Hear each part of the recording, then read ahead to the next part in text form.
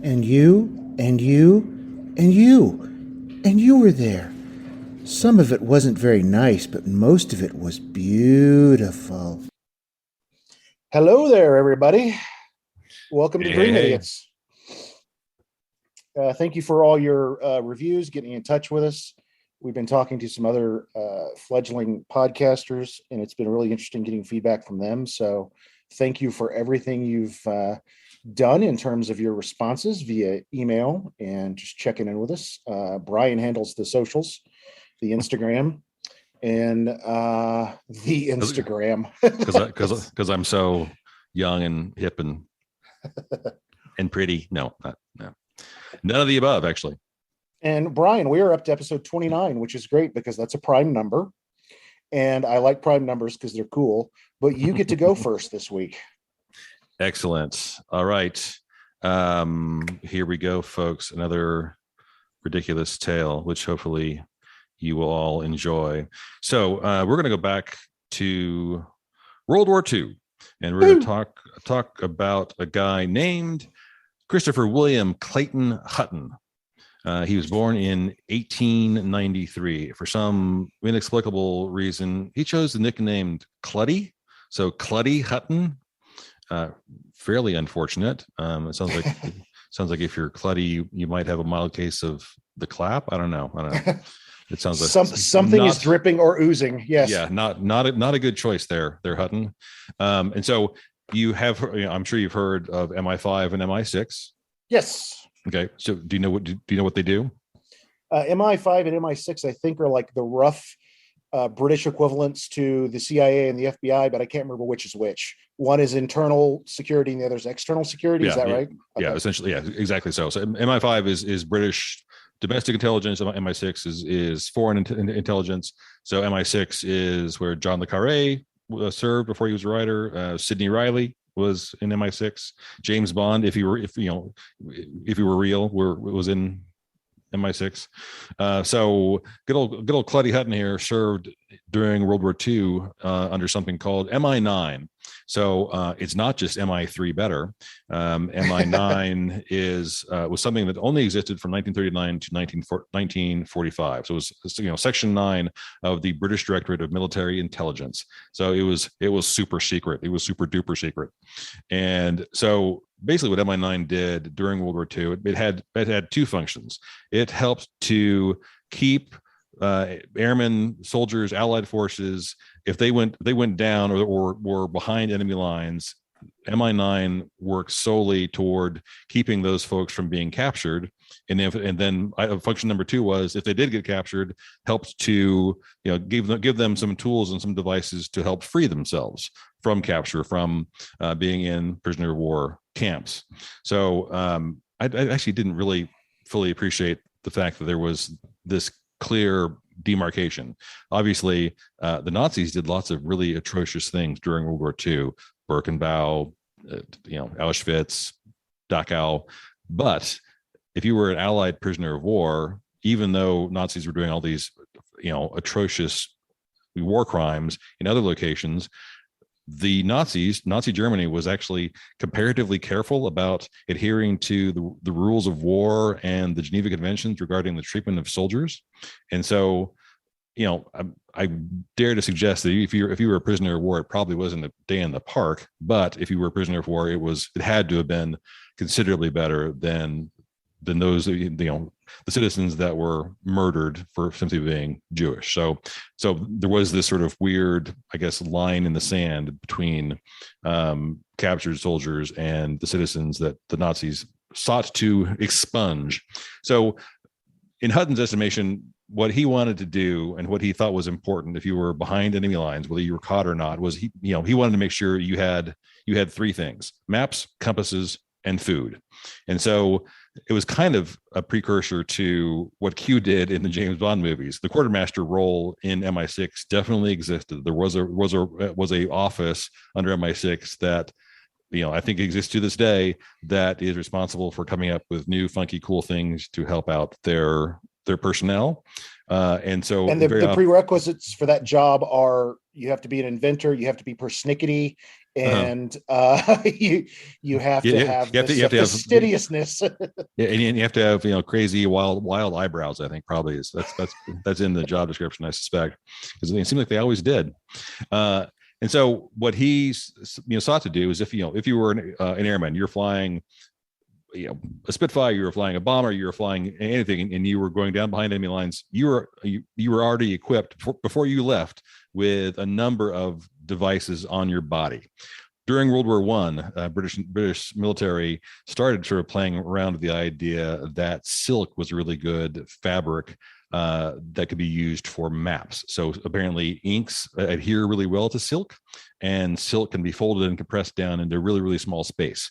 And so many soldiers apparently flew, and inside one of the buttons on their coat, literally inside the button would be a map. You would have a compass sometime in the collar ends on either your coat or on your shirt. So if you went down, you had a map and at least a very, very provisional but functional compass. They figured out, basically you could unscrew the button and pull out this map. At some point during the war, that they had the idea, well, let's reverse the threads on these buttons so the Germans won't know their maps there. But the Germans figured out they reversed the threads. And so they reversed them again, apparently, in order to hide them again. They at one point. So that's how you would tell which button had the map, because the threads were reversed. Yeah. Okay. Yeah, Gotcha, I guess so. Yeah. Okay. Okay. Later, at one point later on, they would actually include magnetized razor blades that had a letter G on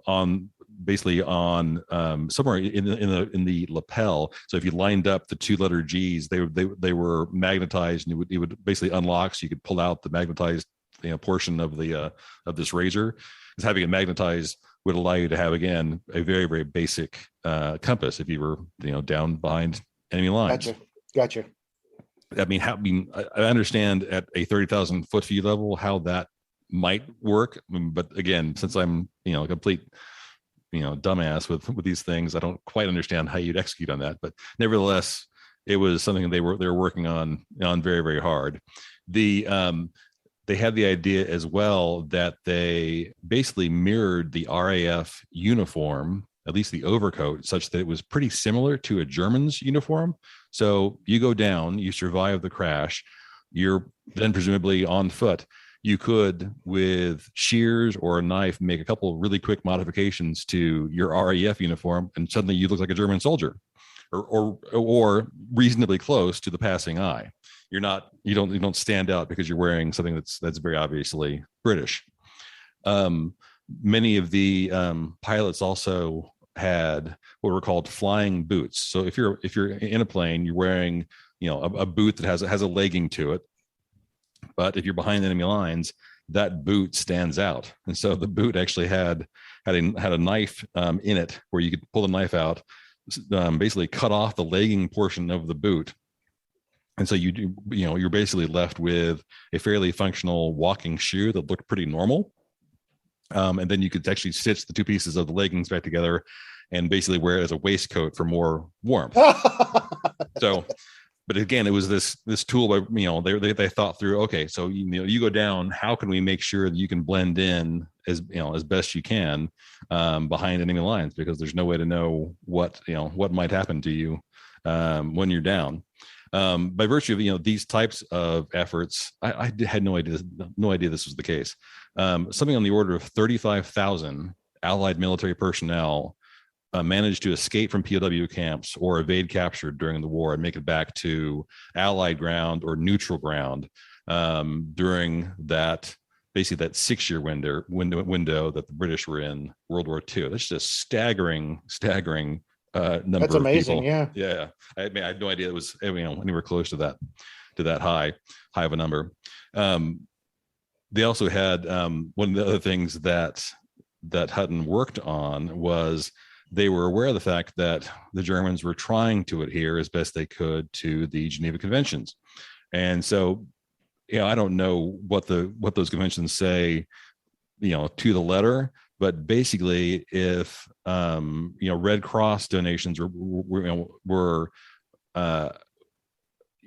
if it was clear that there was a charity sending in donations to prisoners of war, they weren't looked at that closely, right?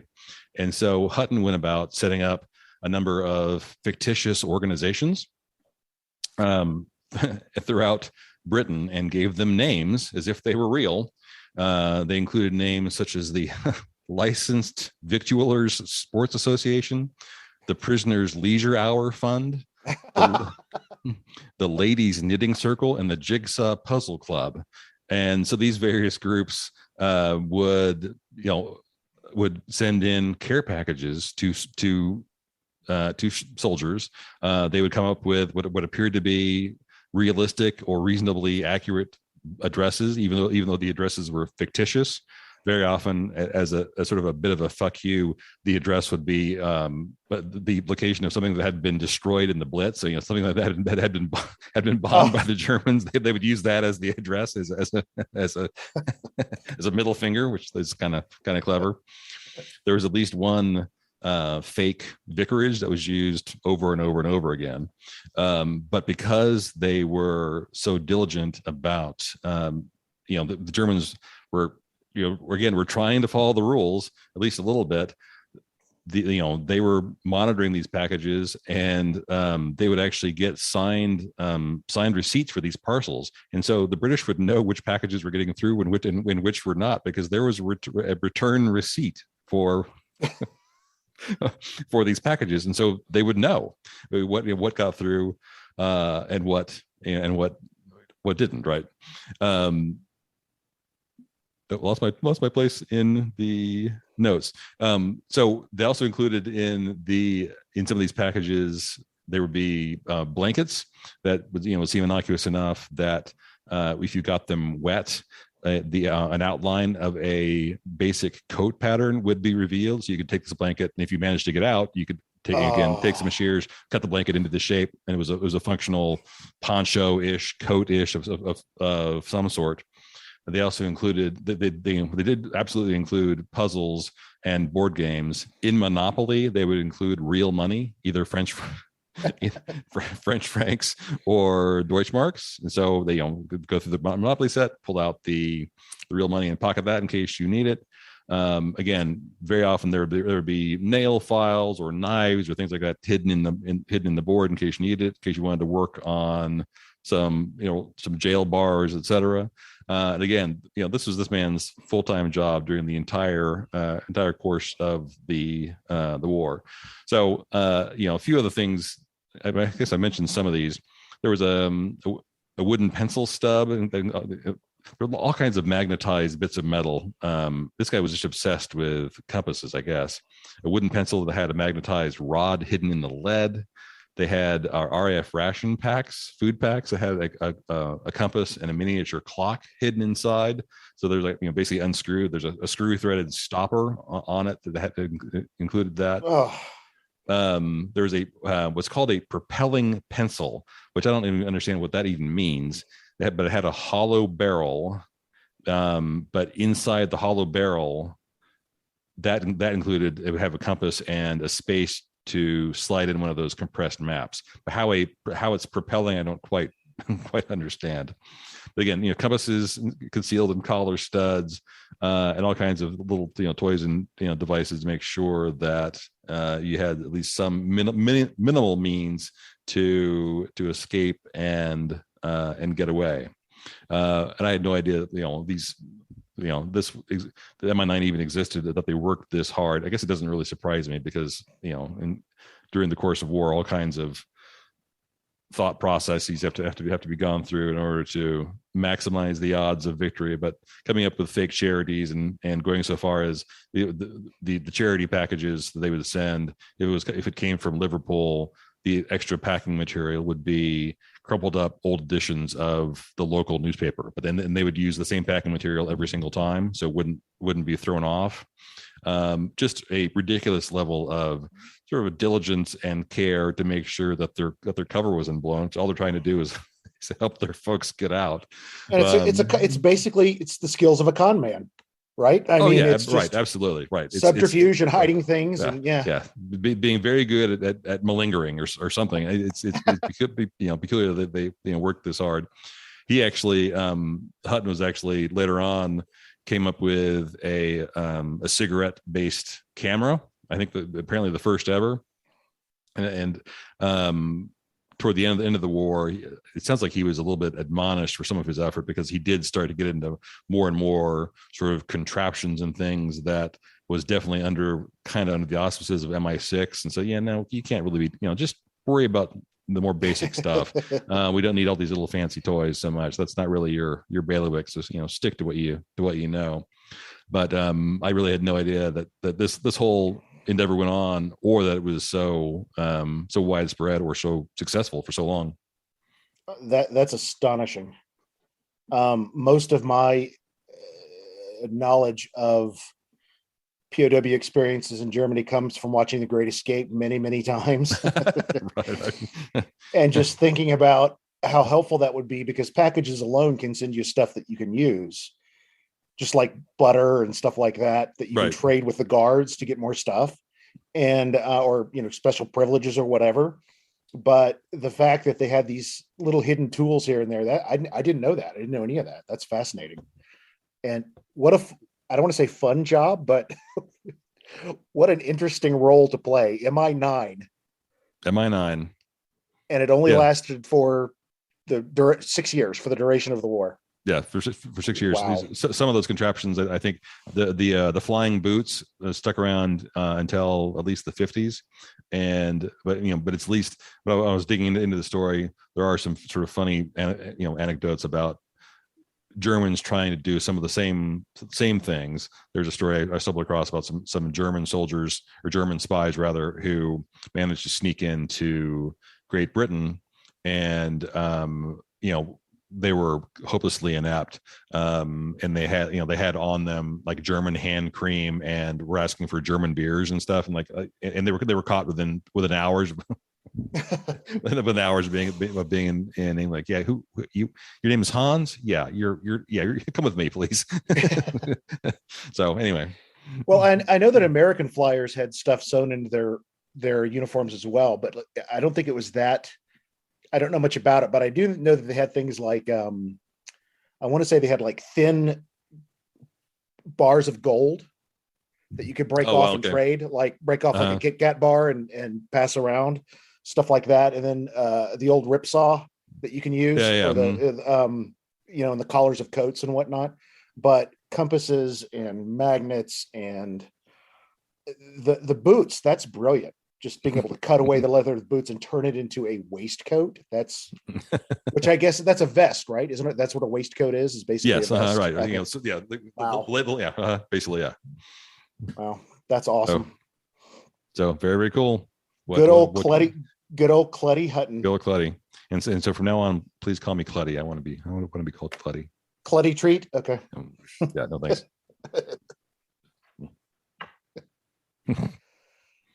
All righty. Is it time? Oh my God. Is it time? It's time for the Dream Idiot's curse word of the week. So the curse word of the week this week, just because it required a visual. This is a visual. And so prior to recording, I sent Morris the curse word of the week. And would you like to tell everyone what it is you're looking at? It's a shot of what appears to be a highway of some type.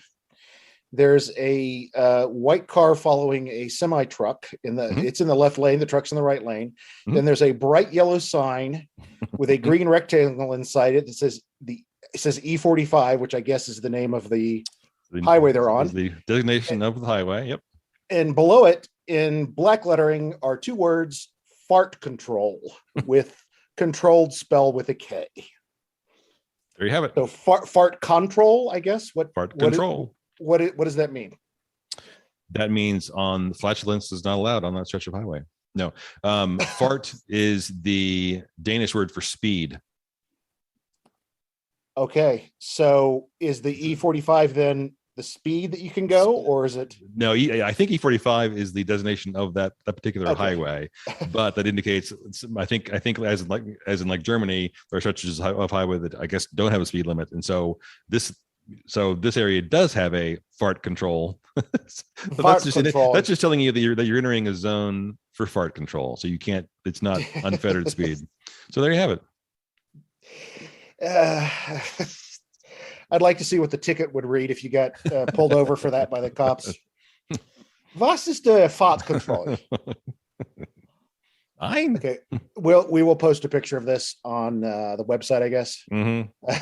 Fart control. Planting seeds. That's what I do. And yet again, we work in the word fart into an episode. So really, it should be really. I'm going to change it to the fart word of the week. I think every week. To change gears yet again, yet kind of stay the same, Bryan, we're going to stay in World War II for a little bit because I've got a story as well, and it's also about an invention. So let's talk about Eva Maria Kiesler. You ever heard that name?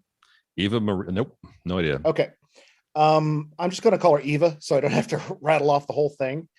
She was born in 1914 in Austria. She passed away in January of 2000. So she lived a long life. Damn. She was an actress, and she appeared films in the late 20s and into the 30s in Europe. She was in some Czech films, some Austrian films. She appeared in a pretty controversial movie when she was just 15 or 16 that I'll talk about in a little bit. But at the age of 18, she married an Austrian arms manufacturer and dealer who in the early 30s started working with, because he's in Austria, started working with the Nazi party. Eva was also Jewish, and so she had to act as a hostess for many of these Nazi shitheads at social gatherings.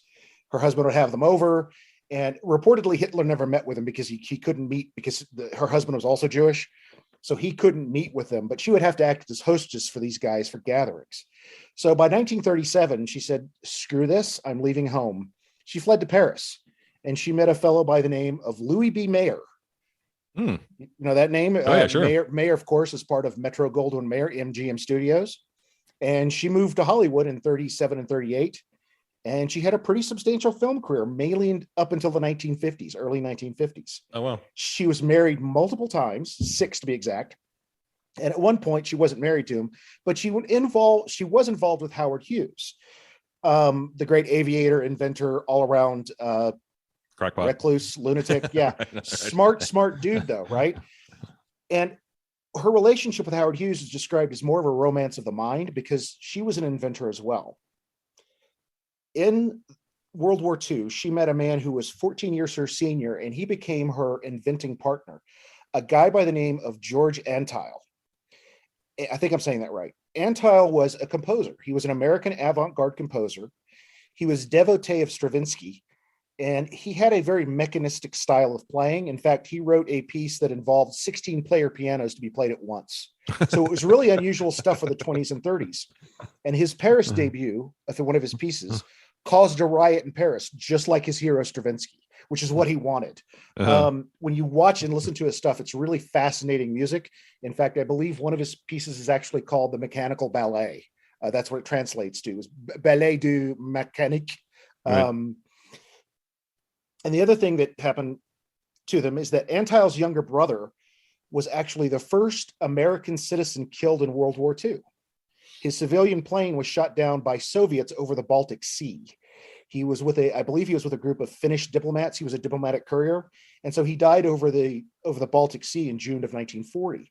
Later that summer, a civilian ship was destroyed by a U-boat, and U-boats were all over the place, destroying things left and right. And this particular ship that went down, all 293 people aboard died. 83 of them were children. And this kind of spurred Antheil and Eva or I'm going to call them George and Eva, to start working on something. Kiesler had a laboratory in her home, a little laboratory inventing bench and table. Howard Hughes made a replica of one to keep in her trailer, so between shots she could go and tinker with stuff. Right. Okay. And what they did is they solved a massive problem that the Navy had during the war. Torpedoes were radio controlled from ships, but Nazi U-boats and the engineers there were very, very good at jamming frequencies.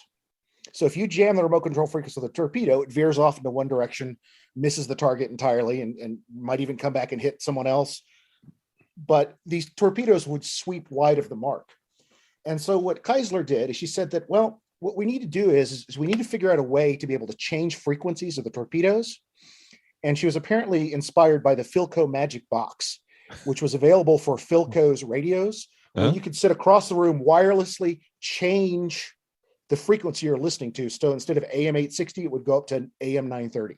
So it was the first remote control, really, and it had a dial on it. And she said, we need to figure out a way to implement this. And instead of a regular frequency, what would happen is that signal would shift between multiple frequencies. Therefore, a jammer would only work for 1 second. And there would be more continuity, and the torpedo would work better and hit its target. She had a natural working knowledge for science, but it's a belief that she also had a pretty good working knowledge of torpedoes due to her first husband's arms manufacturing.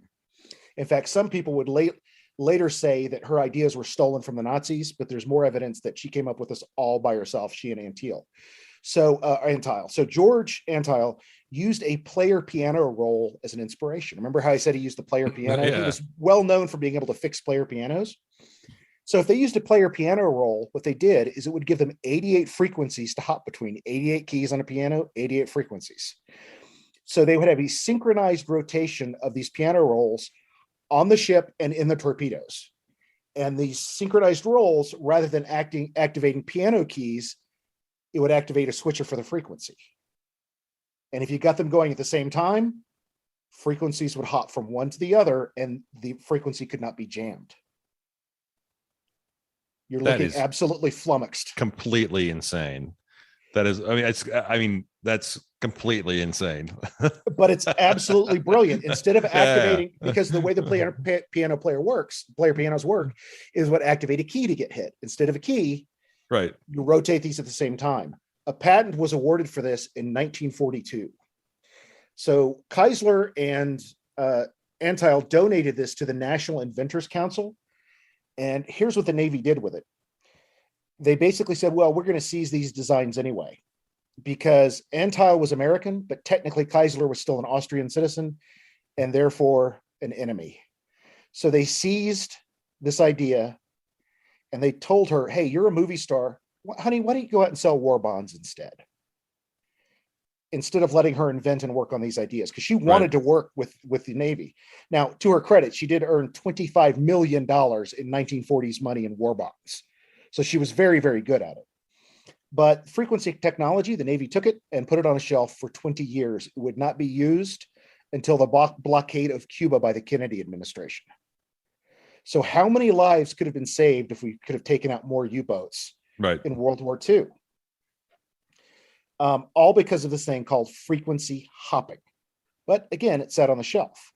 Now, after the war, George Antile, he was, like I said, 14 years older than Kiesler. He died in 1959 at the age of 58.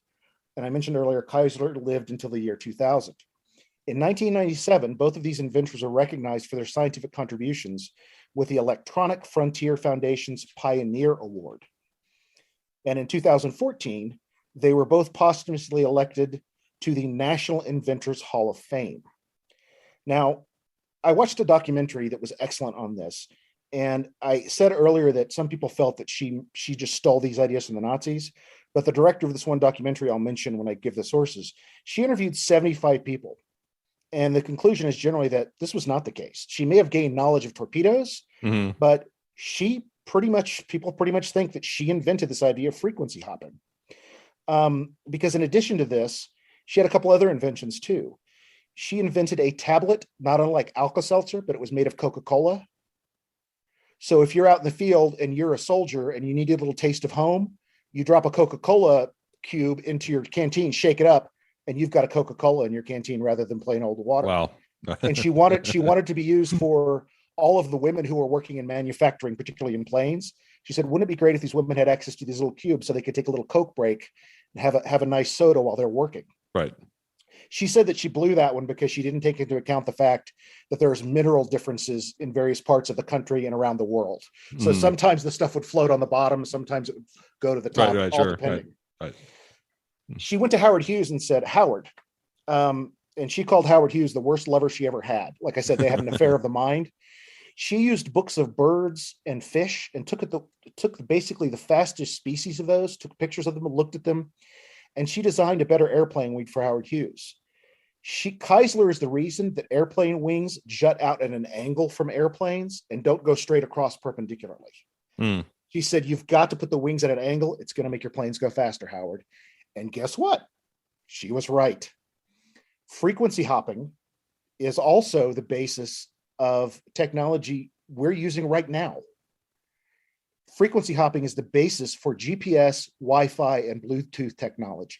So if you're listening to the podcast through your phone in your car and you're using Bluetooth, you can thank Eva Kiesler and George Antile for this. Now, in true Paul Harvey fashion, I forgot to mention, she changed her name when she came to the United States because her full name was actually Hedvig Eva Marie Kiesler. So she mixed up her first name, added a new last name, and she was known as Hedy Lamarr. Oh my God. Yeah. Okay, cool. Sure. Who is well known for her performance in Samson and Delilah. That was kind of her defining performance, I think, in 49. She always suffered from this idea that she's such a beautiful woman, and she is stunning. But she always felt that no one knew the real her because she wanted to invent stuff. She wanted to get out there and make stuff. She was the inspiration visually for Snow White. She was also the visual inspiration for the original design of Catwoman in the Batman comic books. Oh, wow.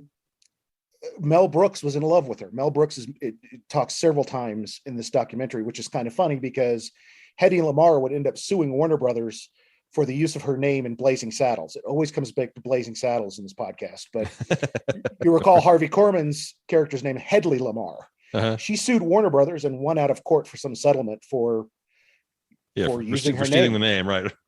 Right. The sources for this were primarily this excellent documentary that's available on Amazon Prime for rental. Highly, highly recommended. Written and directed by Alexandra Dean, and it's called Bombshell: The Hedy Lamarr Story, part of the PBS American Masters series. And I want to call special attention to a guy by the name of Fleming Meeks. He was a reporter for Forbes. He had numerous interviews that he had taped with Hedy Lamarr towards the end of her life that were used as a basis for this documentary. I also used a YouTube called Weird Wonderful Women, episode 9, Hedy Lamarr, and then good old Wikipedia just for basic names and dates. Right. But what an astonishing life. And I mean, who knows what the course of history would be if the Navy had used that technology back then. Right, sure. And clearly she changed the way we communicate today with this basis for GPS, Wi-Fi, and Bluetooth, all through this idea of frequency hopping. I think one of the great unsung inventors of World War II. And so, I think she and Clutty Hutton would have had a lot to talk about. Yeah, so bizarre that we came up with this. Okay. Folks, I swear we don't coordinate our No, we don't, but I've been topics.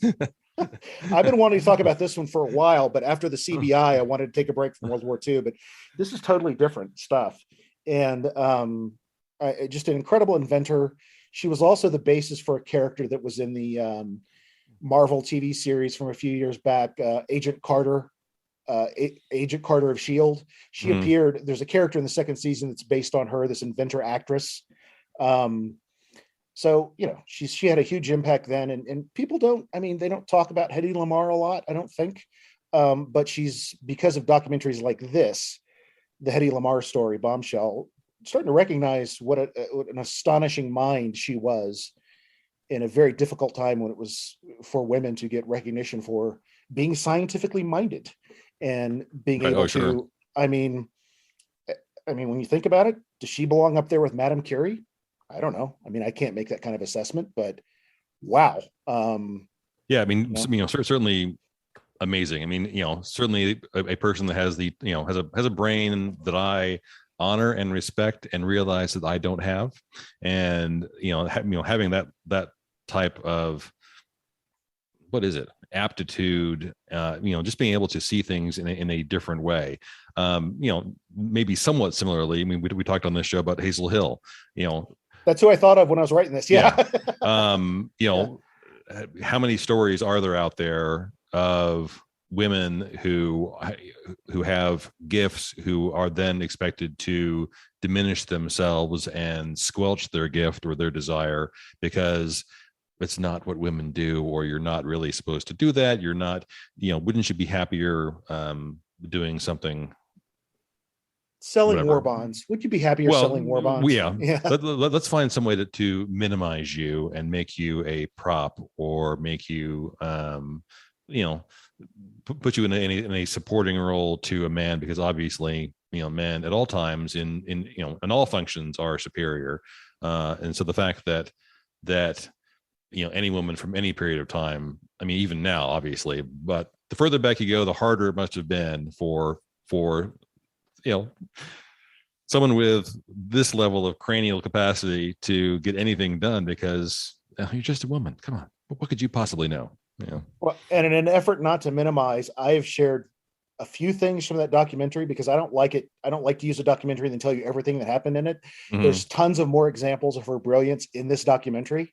And just hearing her talk about things and the way she looks at the world, right, that's part of that. So I highly recommend, if you're interested in this story, checking out that. It's available for like $2.99 on Amazon. Well worth. It's like a 90-minute documentary. Well worth the $2.99. A great documentary by Alexandra Dean. Really good stuff. And the other thing that I think both of our stories today show, and this is a hard one to get around because I think it's true, but I think it's also an unpleasant thing to think about, is that conflict breeds creativity. And in the case absolutely. Of war, we come up with stuff that, I mean, when we think about all the inventions that came out of World War II, we've got frequency hopping, we've got radar, we've got. Well, Alan Turing and the first supercomputer was basically. Yes. Right. Yeah. And this argument that you see that, hey, conflict, things can come out of conflict that you don't expect. And I mean, I guess if you ask the slogan, war, what is it good for? And the response in the song is absolutely nothing. Well, we've made some significant strides with technology. Not all of them good. I mean, my gosh, right. Look at the atom bomb, right? Right. So I don't know what the payoff is, and I don't know if it's equitable or not, but I think it's a fact that conflict creates stuff, whether it's used for good or for ill, or I mean, I think conflict creates new technology, and I think we can look back through the history of civilization and see that. So, yeah. Anyway. Yep.